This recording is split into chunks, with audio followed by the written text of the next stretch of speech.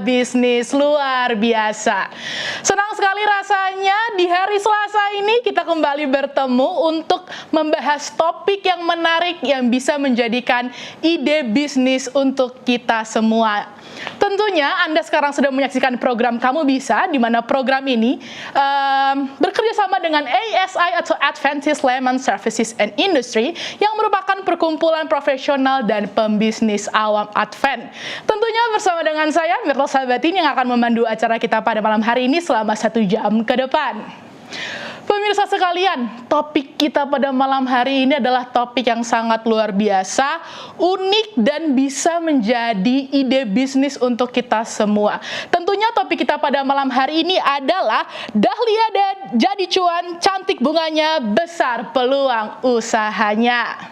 Tentunya pada malam hari ini saya tidak sendiri, saya bersama dengan narasumber praktisi dan narasumber ahli yang akan membagikan informasi dan juga insight untuk kita semua melalui topik kita pada malam hari ini. Tentunya saya akan menyapa satu persatu narasumber kita yang sudah hadir pada malam hari ini bersama dengan saya di sini.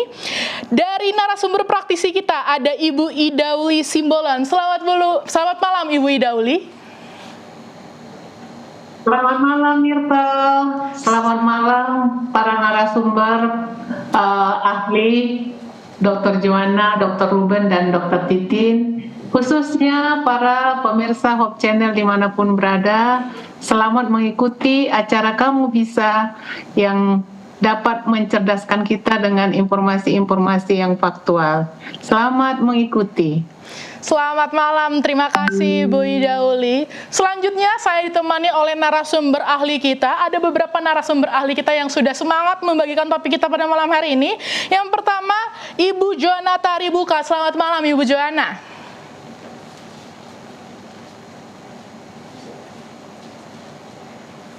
Ya, selamat malam. Lalu di sini juga tentunya ada Ibu Titin Sulastri. Selamat malam Bu Titin.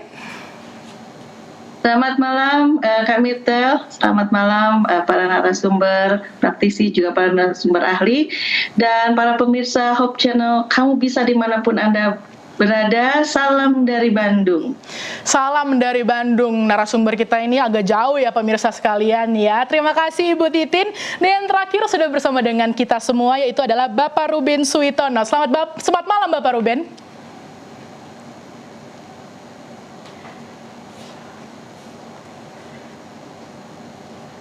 Baik, selamat malam Bapak Ruben. Terima kasih kepada seluruh narasumber yang sudah hadir pada malam hari ini.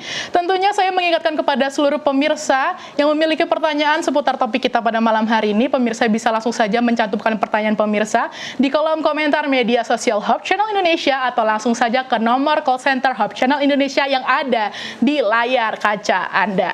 Tentunya sebelum kita mengupas tuntas dan lebih dalam topik kita pada malam hari ini, marilah kita melihat video profile yang satu ini.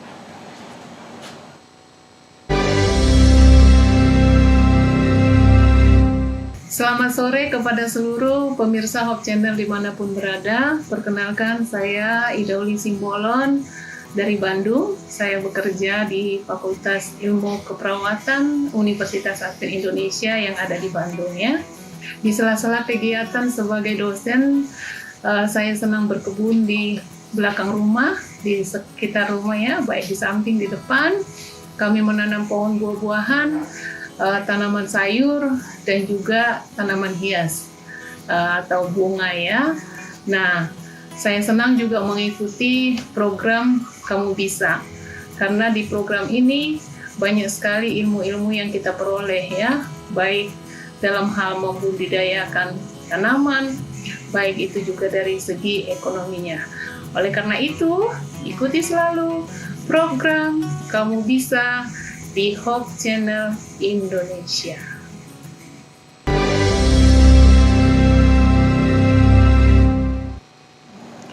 Bunga dahlia pemirsa sekalian. Yang saya tahu bunga dahlia itu bunga yang cantik, bunga yang wangi. Namun pada malam hari ini mungkin bukan cuma cantik dan wangi, tapi bisa menjadi cuan untuk kita semua. Saya sangat penasaran dengan topik kita pada malam hari ini, jadi saya nggak mau lama-lama, saya langsung mau nanya kepada narasumber praktisi kita, Ibu Ida Uli. Ibu, apa sih yang membuat bunga dahlia ini diminati oleh pencinta tanaman hias?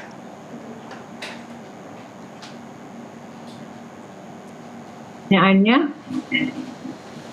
ya, bunga dahlia ini sangat indah ya, identik dengan bunga mawar sebenarnya ya.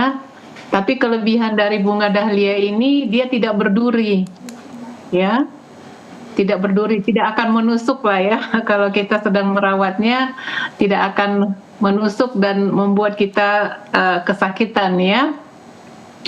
Dan bunga dahlia ini warnanya sangat bervariasi, ya.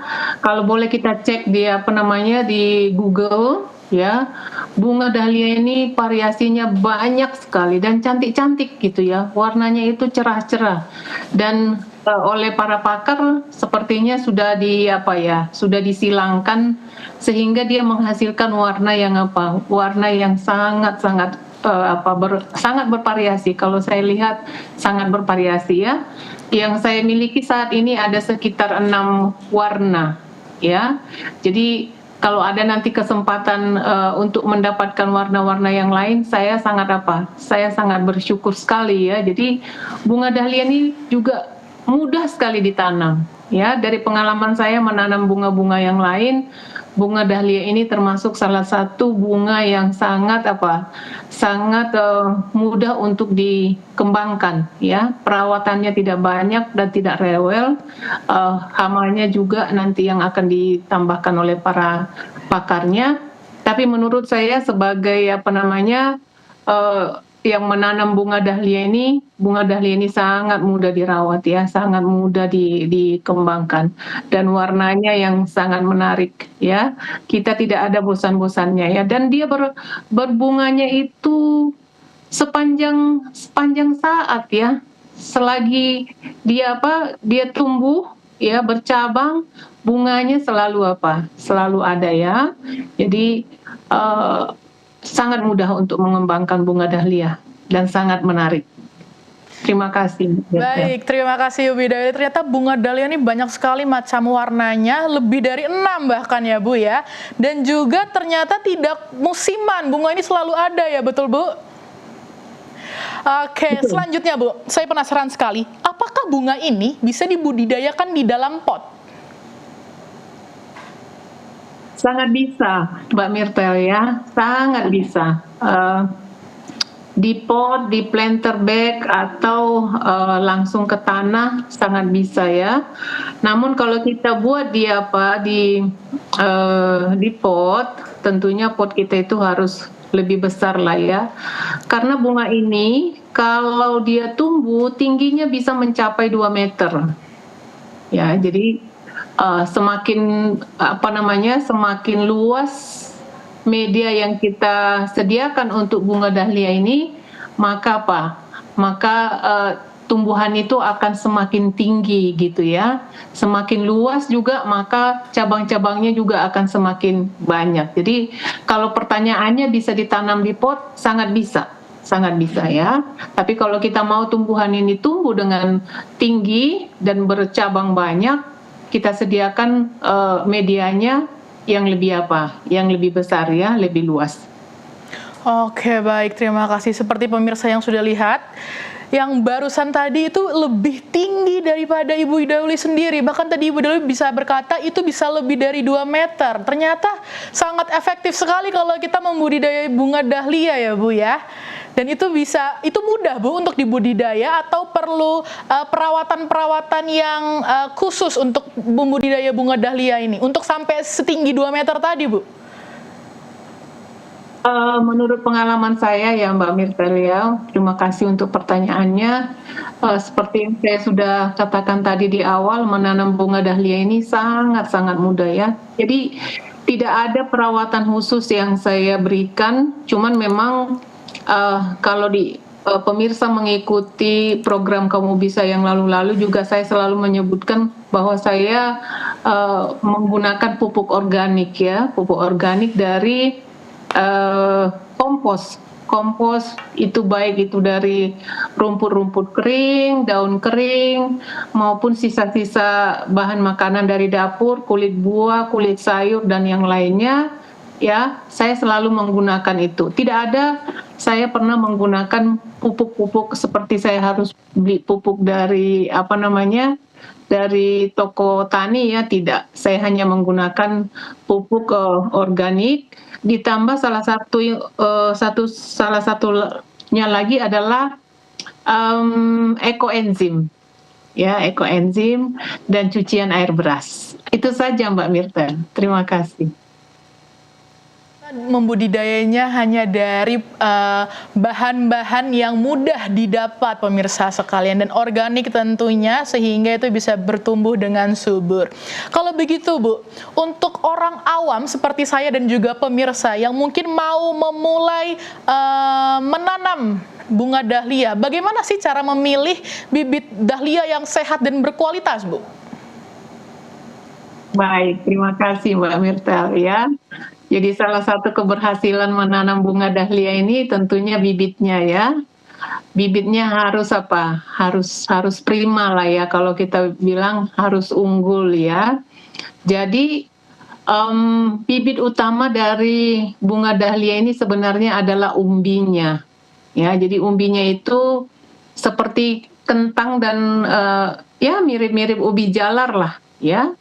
Jadi itu bibit utamanya sebenarnya. Jadi kalau bibit itu utuh ya, tidak busuk ya, dan ada pangkalnya, ujung pangkalnya ya, tidak hanya sembarang umbi, harus ada bonggolnya di ujungnya yang menjadi tempat bertunas dari bunga itu sendiri ya. Jadi kalau kita menanam bunga dahlia ini dari umbi, pertumbuhannya itu akan lebih cepat dibandingkan yang lain. Sebenarnya cara yang lain adalah dari cabangnya, bisa juga ya kita stek ya, itu juga bisa, dan juga dari bijinya. Jadi bunga dahlia itu kalau dia sudah layu, sudah kering, maka bunga keringnya itu akan menghasilkan biji ya.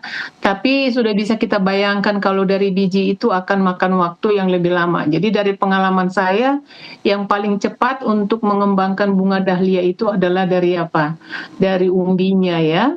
Gitu. Jadi kalau para pemirsa mau menanam bunga dahlia, silahkan beli yang bonggolnya saja, yang umbinya saja ya. Sekarang ini banyak tersedia di toko-toko online ya, dan variasinya sangat banyak. Terima kasih Mbak Mirta. Baik, terima kasih Bu Doli. Pemirsa sekalian, Teknos ini ada banyak sekali informasi-informasi yang penting untuk pemirsa sekalian bisa tiru di rumah, karena ternyata baru beberapa pertanyaan saya bisa mendapatkan banyak informasi dan pengetahuan yang penting ternyata untuk penanaman atau membudidayakan bunga dahlia ini.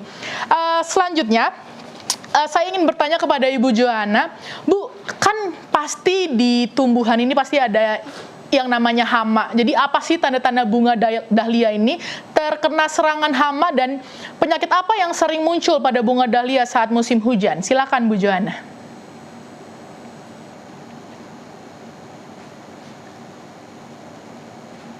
Mungkin bisa di-unmute terlebih dahulu Bu Johanna.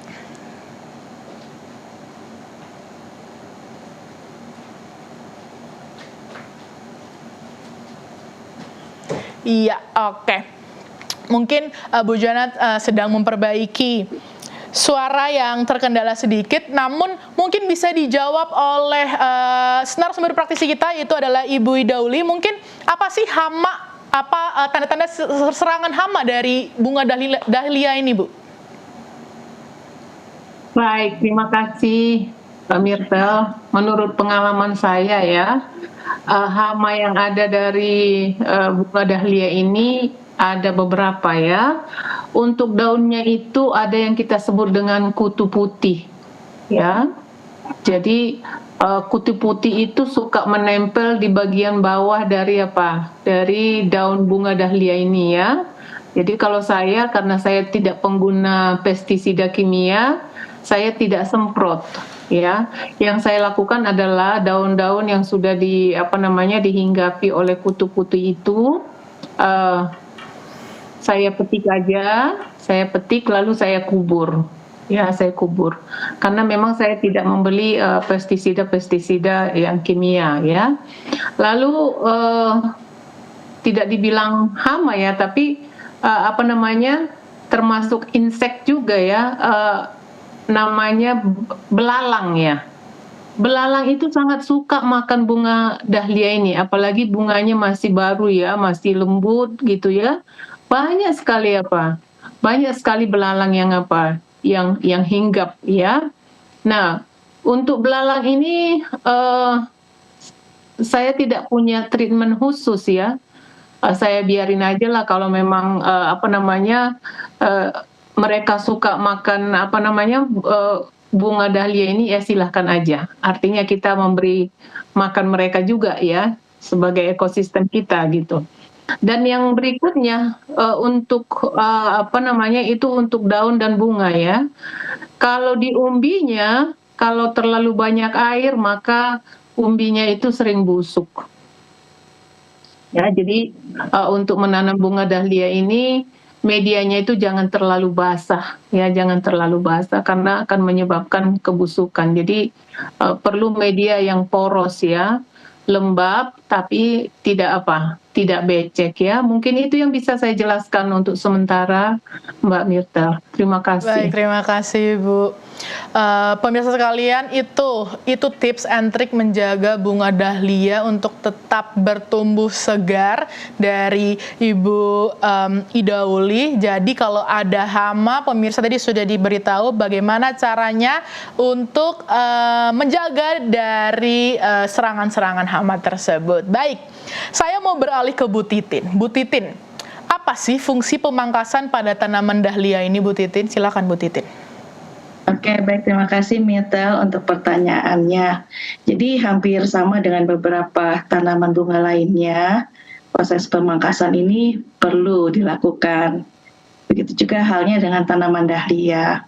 Jadi kenapa kita tuh ada proses pemangkasannya ya? Biasanya itu kalau di tanaman, biasanya proses pemangkasan bisa merangsang pertumbuhan bunganya lebih banyak. Jadi dengan memangkas beberapa pucuk atau bunga yang kadang ada berbunga juga yang layu atau tidak jadi berbunga, itu bagus juga dilakukan pemangkasan. Sehingga energi atau sumber dari makanan dari bawah tanah bisa dialihkan energinya untuk untuk tunas-tunasnya yang baru, untuk proses pembungaan menjadi lebih banyak. Nah, selain itu proses pemangkasan atau disetek ya bagian-bagian bunga tanaman dahlia ini, dengan adanya pemangkasan cabang, apalagi biasanya cabang yang terlalu panjang ya, kalau tadi mungkin Bu Ida bagus ya, memang bisa tinggi gitu ya, tapi kalau kita mau dengan memangkas beberapa cabang sehingga itu membuat cabang itu tidak terlalu panjang dan tidak beraturan, biasanya jadi lebih rapi dari tanaman itu sendiri. Dan kalau dia tidak terlalu tinggi, biasanya tanaman lebih kokoh ya, lebih kuat, nggak gampang jatuh atau roboh kalau contohnya ada hujan ataupun angin. Karena ya seperti yang ada foto-fotonya Ibu Ida ya, dia bisa sampai tinggi. Itu kalau dia terlalu tinggi, takutnya itu ya terkena angin, kecuali nanti kita bikin rangka untuk dia bisa berdiri kuat di bagian setengah tanamannya. Nah, selain itu proses pemangkasan atau menyetek bagian tunas-tunas yang biasanya tunas-tunas yang tidak diperlukan, itu ya seperti tadi yang memfokuskan nutrisi pada satu bunga utama, sehingga biasanya bunganya akan bisa lebih besar ya, lebih besar dan kualitasnya bisa lebih baik.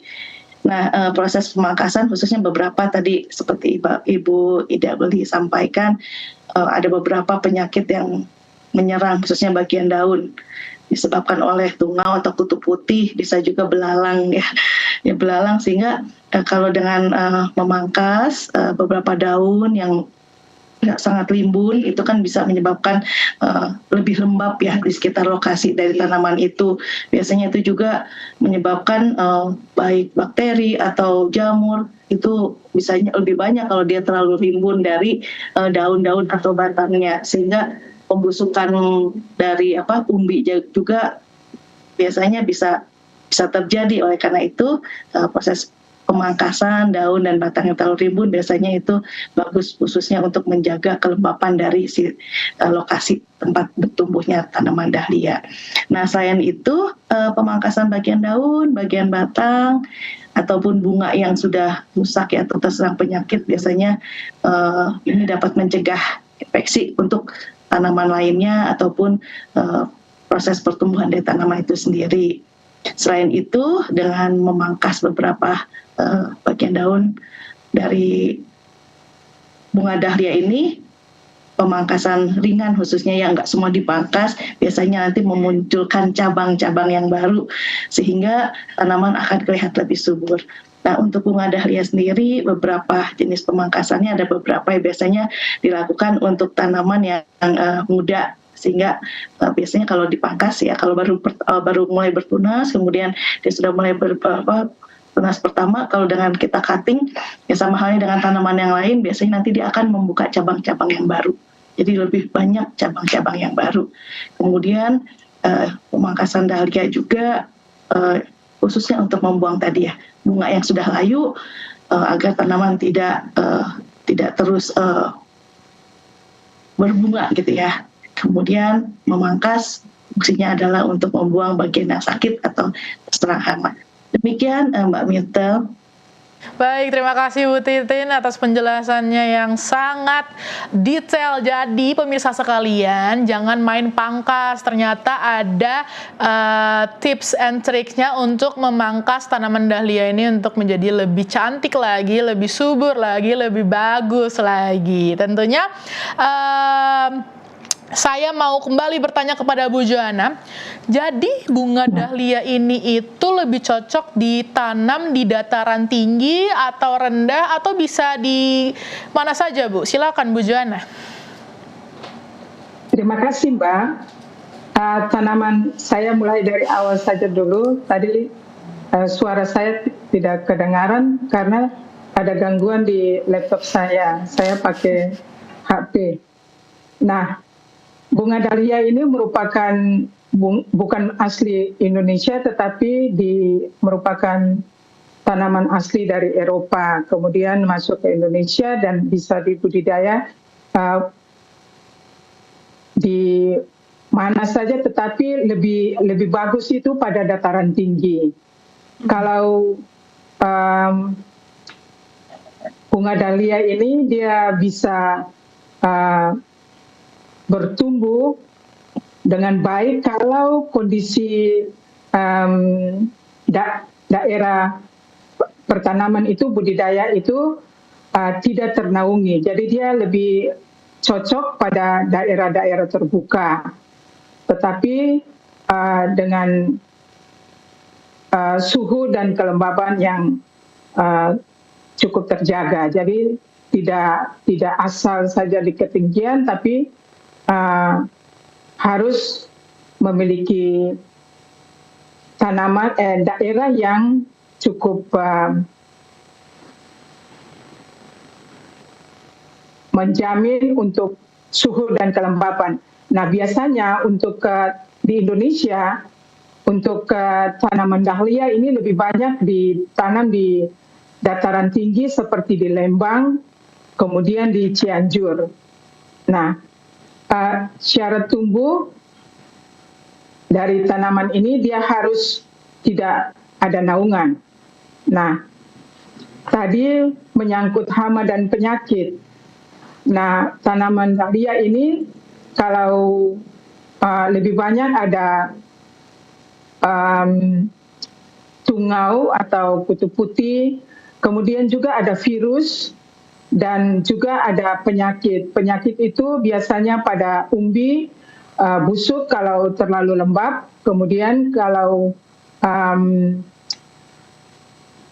terlalu banyak siram, itu juga akan menyebabkan busuk. Jadi harus dipelihara dengan baik, dijaga kelembapan tanahnya, jangan terlalu basah sehingga umbi itu akan busuk. Nah, untuk budidayanya itu bisa stek, bisa umbi, bisa dengan biji. Tetapi yang paling baik itu kalau kita pakai umbi, lebih banyak itu dibudidayakan dengan umbi, dan harus dipilih umbi yang sehat. Kemudian untuk pengendalian hama dan penyakit, saya sarankan tidak menggunakan pestisida sintetik karena umbi ini juga umbi dari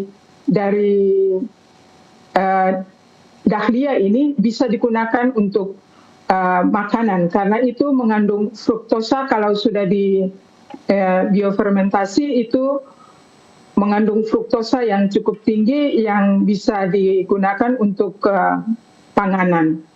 Demikian, Mbak. Baik, terima kasih Ibu Jana. Pemirsa jangan lupa dicatat dari tadi kita sudah menemukan dan diberitahu bagaimana cara menanam, tips and trik dari bunga dahlia. Tentunya saya tetap mengingatkan kepada seluruh pemirsa yang memiliki pertanyaan seputar dengan topik kita pada malam hari ini. Pemirsa bisa langsung saja mencantumkan pertanyaan pemirsa di kolom komentar media sosial Hope Channel Indonesia atau langsung saja ke nomor call center Hope Channel Indonesia. Tentunya pada saat ini saya sangat penasaran sekali bagaimana sih cara menanam bunga dahlia. Dan kali ini marilah kita sama-sama melihat video cara menanam bunga dahlia.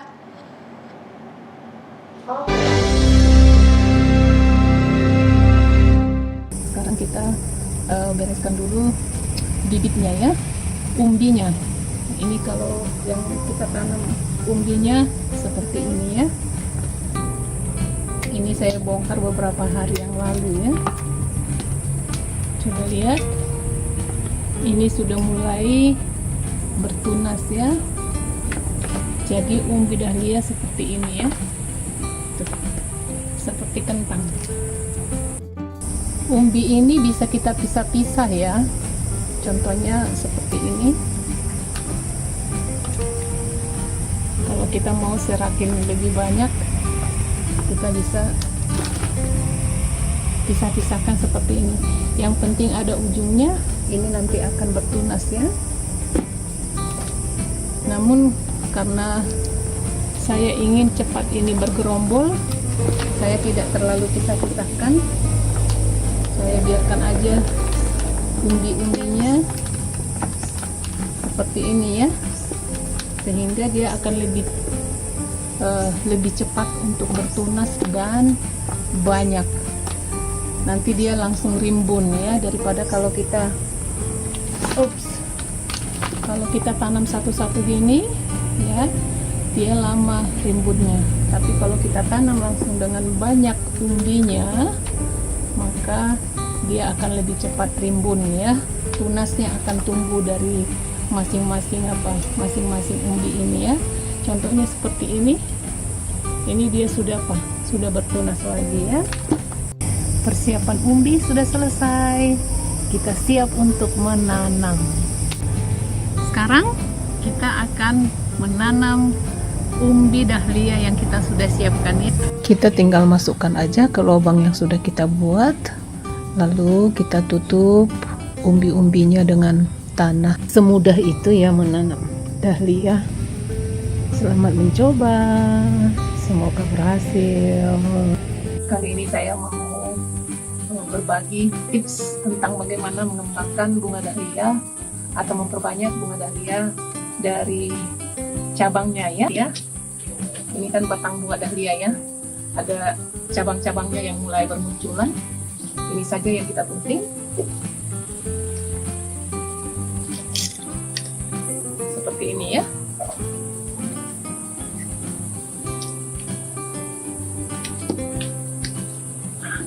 Saya punya 1, 2, 3, ini ada 2 ya, 4, 5, dan 6. Ini langsung kita tanam ke media tanam yang kita sudah siapkan ya. Ini saya sudah siapkan media tanamnya. Tentunya media tanamnya harus poros ya. Ini terdiri dari sekam bakar, sekam mentah, kotoran hewan, dan juga tanah biasa ya. Ini tinggal kita tancapkan aja ke dalam seperti ini.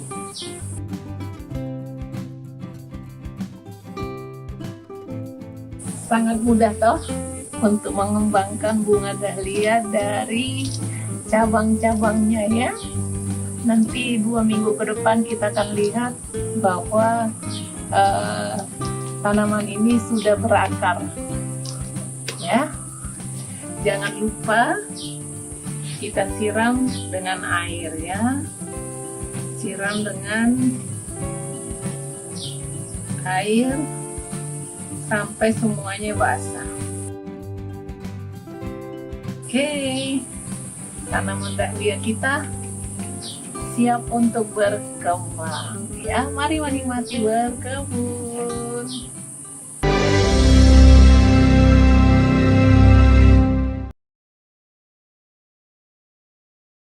Tuh pemirsa caranya menanam bibit dahlia. Tadi bisa dari umbinya, juga bisa dari daunnya, dari batangnya. Tergantung pemirsa pilih yang mana untuk cara menanam bunga dahlia tersebut. Baik, semakin penasaran saya tentang topik kita pada malam hari ini, tentang bunga dahlia ini.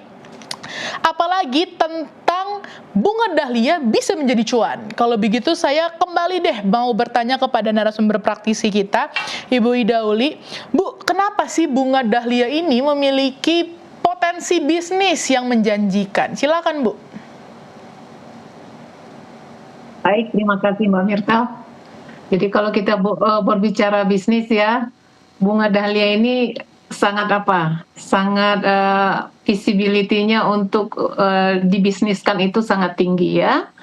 Baik, salah satunya adalah dari umbinya ya. Umbinya ini kita bisa jual jadi bibit. Saya lihat-lihat di Shopee, di Tokopedia ya, bibit-bibit bunga dahlia ini sangat bervariasi harganya ya. Mulai dari 10.000 sampai ada juga yang ratusan yang ratusan ribu ya. Jadi tergantung itunya, tergantung jenisnya ya.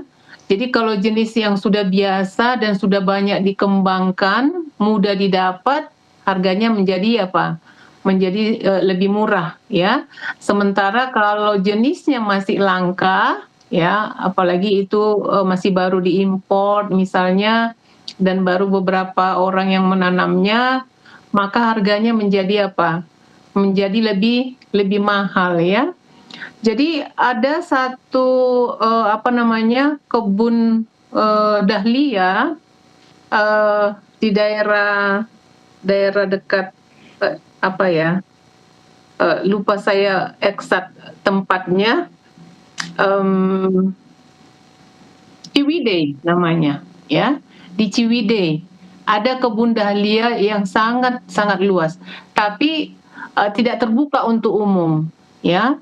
Tapi di Instagram mereka, namanya Greenarium itu, mereka menyediakan bibitnya ya, dan variasinya sangat banyak, baik yang lokal maupun yang import ya, dan masih sangat mahal ya, sangat mahal. Saya lihat kalau per kilonya itu bisa sampai 60.000, bahkan yang tadi saya katakan bisa sampai ratusan ribu ya. Jadi nilai bisnis bunga dahlia ini sangat memungkinkan untuk kita bisniskan ya, untuk kita jual ya. Apalagi karena ini umbinya sangat cepat berkembang. Seperti kita menanam kentang dalam waktu 3-4 bulan itu ya, umbinya itu berkembang banyak ya, berkembang banyak. Jadi bisa kita kita jual ya dengan nilai yang tinggi. Lalu yang berikutnya adalah bunga potongnya ya. Karena bunga potong ini juga sangat diminati ya, untuk rangkaian bunga dekorasi ya. Nilai jualnya juga tinggi ya, dan bervariasi seperti yang saya katakan juga. Yang lokal dan yang import itu harganya tentu sangat bervariasi ya. Yang saya lihat per tangkainya itu bisa 3.000 ya. Jadi kalau dijual dia satu kodi namanya ya, satu kodi itu kalau nggak salah 10 batang ya, bisa sampai 30.000 per kodinya ya. Jadi kalau dikatakan bisa dibisnis, sangat bisa ya. Dan bijinya juga, jadi Saya sebenarnya sudah banyak bunga dahlia ini yang saya saya tanam dan sudah berulang ya. Sudah banyak masa panennya. Bunganya kering ya. Cuman karena saya masih kurang waktu dan kurang tenaga, sering itu bunga keringnya itu jadi terbuang. Ya, padahal sebenarnya kalau itu kita potong dengan bagus lalu kita jemur, kita akan menemukan bibit-bibit bibit-bibit bunga dahlia ya, bunga dahlia. Dan salah satu kekhasan dari bunga dahlia kalau dia dari biji ya, sering sekali insek khususnya itu penghasil madu ya, ataupun kupu-kupu, mereka itu saling hinggap dari satu bunga ke bunga yang lain ya, dan ini bisa menghasilkan variasi yang berbeda. Jadi kalau kita sabar mengembangkan bunga dahlia ini dari bijinya, kita bisa mendapatkan variasi yang berbeda ya. Makanya biji bunga dahlia ini juga dijualnya di online shop itu banyak ya. Cuman ya harus sabar karena waktu menunggunya akan lebih lama dibandingkan dari umbi dan dari cabangnya ya. Jadi sangat memungkinkan untuk berbisnis bunga dahlia dan perawatannya, dan karena perawatannya yang tidak rewel ya, tidak susah, maka ini menjadi pilihan untuk berbisnis ya, Mbak Myrtle. Terima kasih. Baik, terima kasih Bu Idauli atas penjelasannya. Pemirsa sekalian, berarti dari satu jenis bunga itu bisa memiliki potensi bisnis yang banyak, tadi dari umbi, dari tangkai, bahkan dari bijinya saja itu bisa menjadi ide bisnis untuk kita semua loh pemirsa sekalian. Lalu bagaimana Bu Idauli, apakah bisnis dari bunga dahlia ini tuh cocok dijalankan dalam skala rumah atau dalam skala besar? Silakan Bu. Oke, terima kasih Mbak Myrtle. Kalau mau kita katakan skala rumahan, bisa juga ya, tergantung kita modalnya. Misalnya masih kecil, ya kita gunakan skala rumahan ya. Tapi kalau kita punya modal besar sebenarnya dan kita punya jaringan bisnis sebenarnya, bunga dahlia ini bisa diekspor sampai ke luar negeri ya. Tapi yang saya lihat di Indonesia belum begitu besar ini program ekspor bunga dahlia ini ke luar negeri. Justru kita banyak mengimportnya dari luar negeri gitu ya, dari luar negeri. Makanya dibilang ini bunga yang sering dipromosikan bunga import seperti itu ya. Jadi ini tantangan buat kita juga masyarakat Indonesia. Seharusnya kita bisa lebih banyak memperkenalkan bunga lokalnya ya, karena bunga lokal itu juga atau yang sudah didomestikasi di Indonesia itu sudah sangat banyak dan sangat bagus-bagus ya, sangat indah-indah gitu ya. Jadi makanya saya senang banget dengan dahlia ini karena benar-benar saya nikmati karena cantik ya. Jadi kalau kita mau gunakan dekorasi juga sangat bagus ya, karena dia bisa bertahan sampai 7 hari ya. Jadi kalau pengolahannya bagus, kalau kita gunakan untuk bunga potong dia bisa bertahan sampai 7 hari. Bayangkan kalau dekorasi bisa bertahan sampai 7 hari kan luar biasa ya. Jadi mari kita masyarakat Indonesia lebih giat untuk mengembangkan dan juga mempromosikan bunga dahlia yang kita miliki saat ini ya, yang bisa kita gunakan secara lokal ya, bahkan bisa kita ekspor kalau kita memang sudah memiliki modal yang cukup, kita bisa mempertahankan persediaannya setiap saat, maka bunga dahlia ini akan menjadi komoditi bisnis yang bisa diandalkan. Terima kasih Mbak Myrtle. Baik, terima kasih Bu Idauli. Pemirsa sekalian, jangan tunggu-tunggu nanti Bu Ida Uli tadi sudah menjelaskan bahwa ide bisnis ini bisa dijalankan dalam skala rumah. Jadi saya atau bahkan pemirsa sekalian yang ada di rumah bisa langsung mencoba ide bisnis ini. Nah, berhubungan dengan bisnis, saya ingin bertanya kepada Pak Ruben. Pak Ruben, apa sih strategi agar bunga dahlia ini memiliki nilai jual yang lebih tinggi? Silakan Pak Ruben. Baik, kalau kita mau jual dengan harga yang lebih tinggi, tentu saja kita juga harus memiliki produk yang premium, yang lebih baik daripada yang ada di pasaran. Kalau harganya biasa-biasa saja, produk kita biasa-biasa saja, masih kita mau jual lebih tinggi ya. Nanti kan produk kita nggak laku gitu ya, dibandingkan dengan orang lain. Jadi harus punya produk yang tanda kutip premium. Supaya apa? Supaya menjadi kelebihan sehingga orang bisa membeli punya kita dengan harga yang lebih mahal sedikit nggak apa-apa, tetapi produknya lebih bagus.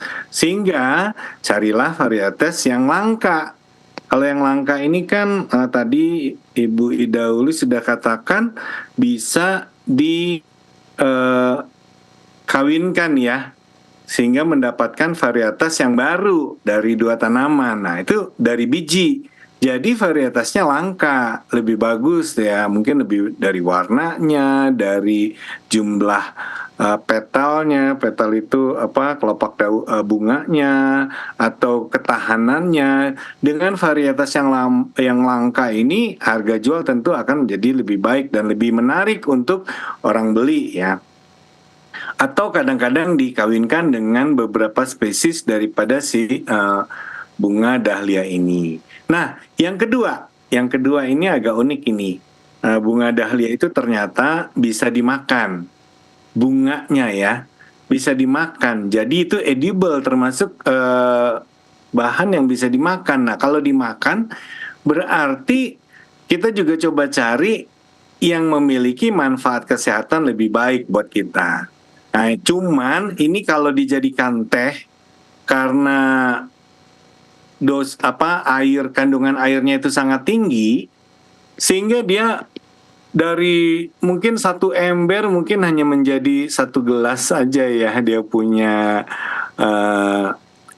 sediaan tehnya ini. Jadi boleh dibuat, tapi saya pikir kalau dihitung bisnis jadi rugi. Tapi kalau dimakan segar begitu saja, contohnya untuk salad dan lain sebagainya, dalam bentuk bunga yang bisa dimakan, apalagi kalau pesta ya, pesta-pesta pernikahan itu kan kadang-kadang bukan hanya sekedar makanannya saja, tapi juga kan garnisnya, hiasannya di piring saji itu ya. Nah kalau ada bunga dahlia itu luar biasa ya, sangat menarik. Kenapa? Karena kalau ada bunga dengan warna yang sangat menarik, tentu saja akan memberikan suatu sensasi yang lebih baik. Nah jadi bisa dianggap sebagai edible flower, cuman syaratnya tanamlah di yang terkontrol ya, maksudnya kita bicaranya organik, 100% organik, jangan pakai pupuk. Kenapa kan? Jangan pakai pestisida, karena kalau pakai pestisida tentu saja jadi berbahaya ya, seperti itu. Karena memang tadi penyakitnya banyak juga ya dari bunga ini ya, banyak sekali penyakitnya, baik tungau, kutu, jamur dan lain sebagainya. Itu akan menurunkan nilainya. Jadi kalau kita yang untuk di edible tentu saja kita cari yang organik. Kemudian kalau mau menjual bunga dahlia juga contohnya untuk bunga potong. Ya bunga potong buatlah yang menarik ya, kemasannya. Dalam bentuk kemasan koran atau plastik ataupun kertas-kertas yang lebih baik. Untuk di pot ya tentu saja potnya menggunakan pot-pot yang menarik juga, sehingga jangan hanya dijual pakai pot pot plastik hitam gitu ya kan kurang menarik. Kalau kita ganti dengan pot-pot yang menarik, terakota, pot dari tanah liat gitu, tentu saja nilainya juga akan menjadi lebih baik.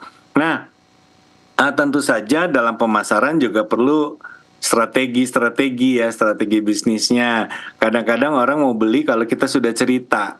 Mungkin barangnya sama, tapi yang satu diceritain, oh tanaman ini bisa begini-begini ya, tumbuhnya begini, cara menanamnya begini, bunganya warna-warni, tentu orang akan beli dari kita.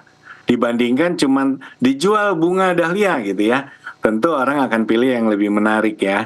Nah itu juga strategi penjualan. Sehingga dia akan memberikan nilai jual yang lebih tinggi ya, nilai jual yang lebih tinggi. Nah, salah satu mungkin saya ingin tambahkan, salah satu yang membuat nilai bunga dahlia ini menjadi eksklusif tadi Bu Ida sudah sampaikan, ada yang menjual 1 kilo bisa 80 sampai 150 kilo, bahkan ada 200 ribu ya per kilonya. Kenapa bisa mahal? Sebenarnya bukan hanya pada bunganya.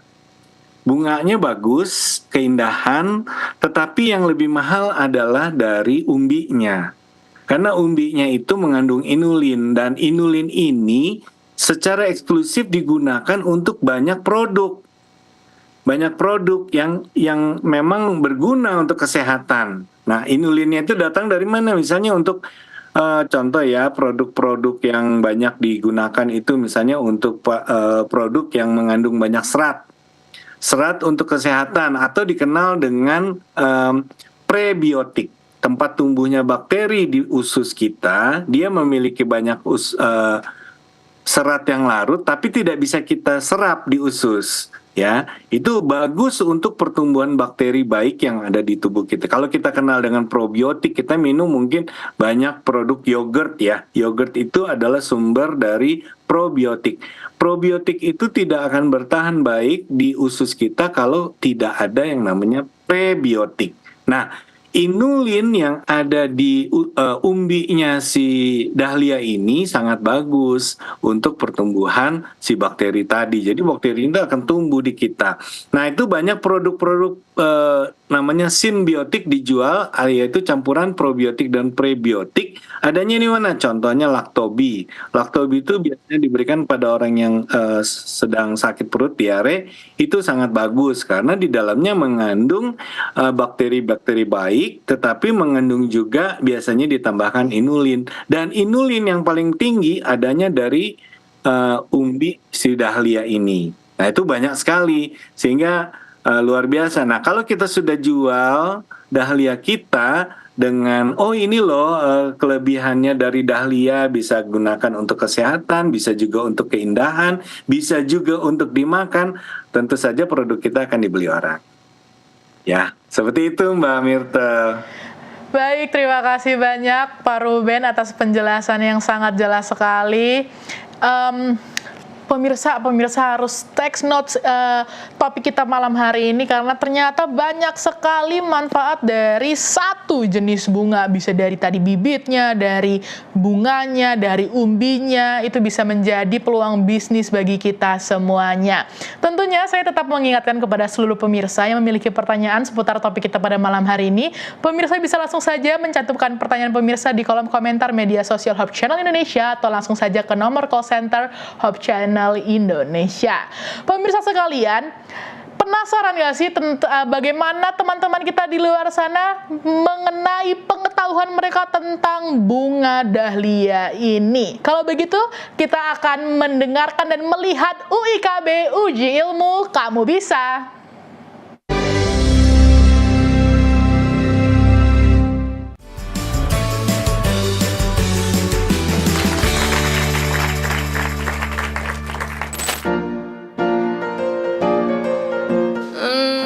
Tahu bunga dahlia kayaknya? Bunga dahlia bukan? Bunga matahari ya? Kayaknya bunga dahlia nih. Brazil? B. Meksiko. India? Meksiko kali ya? Tanaman hias B. Dijual sebagai tanaman hias. Tanaman hias? Sebagai tanaman hias. Kurang sinar matahari? A. Terlalu banyak air. D. Terkena polusi? Terlalu banyak oksigen. Daun kering? kayaknya. A. Umbi. Jamur. Umbi. Saksikan Kamu Bisa Karya mulia. Bisnis luar biasa. hanya di Hope Channel Indonesia.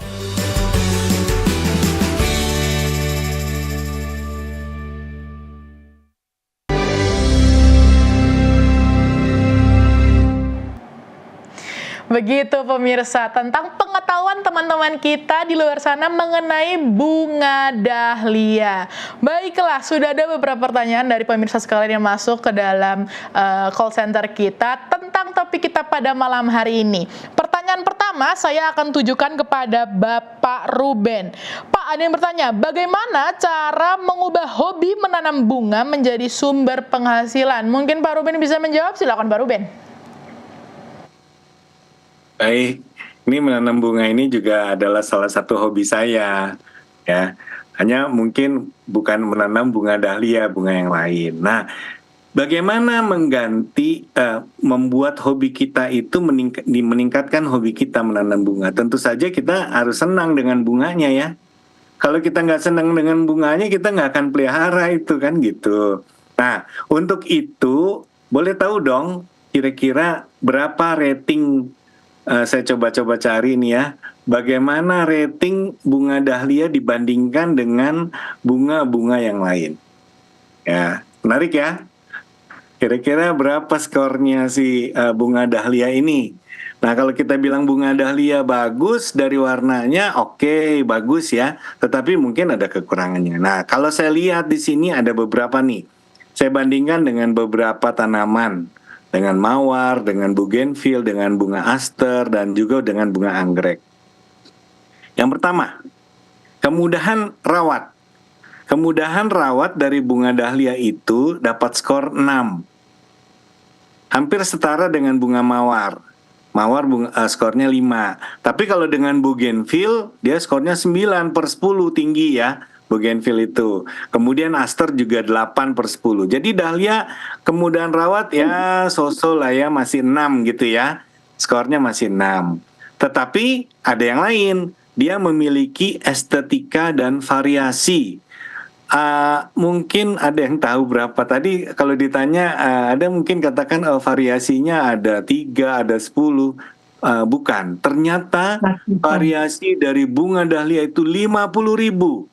Satu dunia ini banyak sekali variasinya dari warna ya, tentu saja dari warna. Nah, estetika dan variasi itu dahlia punya skor yang sangat tinggi, 9,5/10, sama dengan mawar 9,5/10. Kalau tanaman yang lain bougainville cuma 7.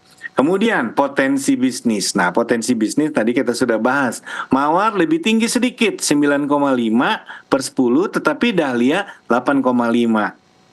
Ya, jadi kalau dilihat antara 4 bunga, dahlia, mawar, bougainville, dan aster, dahlia dan mawar memiliki skor 8/10, kurang lebihnya ya, 8/10 dibandingkan tanaman yang lain, bougainville, aster cuma 7,3 dan 7,6. Jadi dahlia memiliki skor untuk bunga-bunga itu tinggi juga, 8/10. Memang kalau dibandingkan dengan anggrek, variasi anggrek jauh lebih banyak, 2 kali lipat dahlia, tetapi menanamnya juga susah kan, seperti gitu. Sehingga kalau kita bicara bagaimana kita mengubah hobi, ya tentu saja yang pertama hobi kita tuh disesuaikan dengan kemampuan kita. Kalau kita bicara seperti dengan narasumber kita, Ibu Idauli, yang memang rajin bercocok tanam, menanam apa saja mungkin jadi, dahlia itu oke, bagus sekali. Tapi bagi banyak orang, dahlia juga mudah, cukup mudah untuk memeliharanya ya, walaupun masih skor 6. Nah, hobi kita kembangkan dengan kesukaan kita. Kalau ada yang suka bunganya itu rame gitu ya, banyak, dahlia juga bagus. Tetapi mungkin ada yang lebih lama lagi. Kalau saya mungkin lebih senang ke anggrek. Anggrek itu bisa bertahan sampai dengan 3-6 bulan. Oh, saya lebih senang. Nyiramnya juga nggak banyak. Mungkin 2 minggu sekali gitu ya kalau anggrek. Tapi bagi yang lain mungkin senang dengan dahlia. Karena dahlia itu bunganya bagus, besar, dan warnanya itu mencolok gitu ya. Mencolok mata. Jadi hobinya bisa dikembangkan berdasarkan minat kita terhadap apa yang kita mau tanam, ya seperti itu. Dan saya pikir boleh dong ya kita semua memiliki tanaman masing-masing, walaupun mungkin tanamannya kecil, ada yang besar, itu harus kita kembangkan. Bagaimanapun juga tangan kita sudah dikasih Tuhan untuk memegang tanah, ya. Memegang tanah. Kalau di kampus UNAI, universitas, ada satu program studi namanya, satu mata kuliah yang namanya work education atau pendidikan bekerja. Itu harus pegang tanah untuk bertanam. Karena memang seperti itu. Dari situ kita jadikan hobi yang baik. Nah, tentu saja itu akan sangat berguna dan bermanfaat buat kita semua. Begitu Mbak Myrtle. Terima kasih Pak Ruben untuk penjelasannya. Semoga pemirsa terjawab atas pertanyaannya bagaimana hobi dijadikan bisnis. Sayang sekali pemirsa sekalian, tidak terasa kita sudah di penghujung acara. Namun sebelum kita berpisah, saya ingin sekali mendengarkan closing statement secara singkat tentang topik kita pada malam hari ini dari Ibu Ida Uli. Silakan Ibu Ida Uli, closing statement singkatnya. Baik, terima kasih Mbak Myrtle, terima kasih juga para narasumber ahli ya. Kita sudah mendapatkan tips dan trik tentang bunga dahlia ini. Yang mau saya highlight di sini adalah dari segi kesehatannya yang sudah dijelaskan tadi sama Pak Ruben ya, dia mengandung inulin yang sangat bagus untuk pencernaan kita. Ya, jadi kenapa nggak kita kembangkan aja di rumah gitu, daripada kita beli prebiotik yang sudah dikemas, ya tentunya harus mengeluarkan uang. Kita gunakan aja ini hobi kita menjadi sesuatu yang bisa menyehatkan keluarga kita kan gitu ya. Jadi dahlia ini bisa dimakan. Tadi Pak Ruben sudah sebutkan bunganya. Bisa dicampur di salad ya, jadi lebih cantik dia. Dan umbinya itu bisa langsung dimakan, rasanya katanya seperti apel atau seperti pir. Ini akan saya coba ya, sebenarnya saya sudah siapkan umbinya khusus untuk diolah, cuman karena keterbatasan waktu mungkin di lain waktu akan kita bahas ya. Saya akan buat itu untuk dimakan langsung sebagai sebagai seperti buah gitu ya. Dan saya akan panggang, katanya kalau dipanggang itu rasanya seperti kentang gitu, seperti ubi gitu. Dan ini yang perlu kita coba gitu ya. Jadi banyak sekali sebenarnya khasiat dari bunga dahlia ini. Jadi sebagai ibu rumah tangga di rumah, tanam di pot, tanam di planter bag atau tanam di tanah yang ada di sekitar kita, dan kita bisa memakannya untuk menjadi sumber kesehatan buat keluarga kita. Terima kasih. Terima kasih Ibu Ida Uli. Kiranya apa yang kita pelajari pada malam hari ini bisa menjadi ide bisnis bagi kita semua, dan pemirsa bisa terapkannya di rumah untuk menjadi peluang bisnis untuk pemirsa atau bahkan juga saya. Pemirsa, saya berterima kasih juga kepada seluruh narasumber yang sudah hadir dan sudah menyempatkan waktunya untuk memberikan insight, memberikan informasi penting pada topik kita pada malam hari ini. Dan juga saya berterima kasih kepada seluruh pemirsa yang menemani saya selama 1 jam kebelakangan ini untuk membahas topik kita pada malam hari ini. Akhir kata, saya Myrtle Sabatin bersama seluruh kru yang bertugas pada malam hari ini pamit undur diri. Saksikan terus Kamu Bisa hanya di Hope Channel Indonesia. Kamu Bisa, karya mulia bisnis luar biasa. Selamat malam, sampai jumpa.